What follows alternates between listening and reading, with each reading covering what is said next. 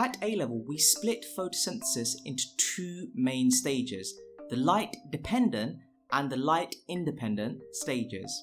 The second stage is the light-independent stage. This stage happens in the stroma of the chloroplast, where carbon dioxide is converted into carbohydrates. It uses ATP and reduced NADP from the light-dependent stage. It is important to note here that both stages occur simultaneously during the daytime. The light-independent stage is also known as the Calvin cycle and has three key stages: carboxylation or carbon fixation, reduction, and regeneration. Within this cycle, there is also a product synthesis phase.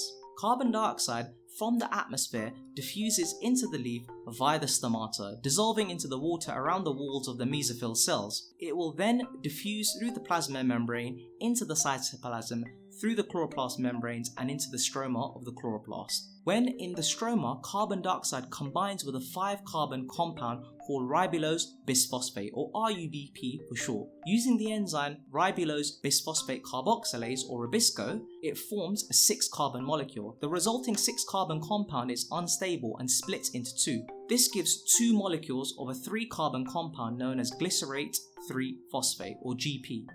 Carbon dioxide has been fixed as it's been removed from the atmosphere and it has become part of the plant. During reduction, ATP and reduced NADP reduce glycerate 3-phosphate GP to a phosphorylated 3-carbon sugar called glyceraldehyde 3-phosphate, or GALP, which is a triose phosphate.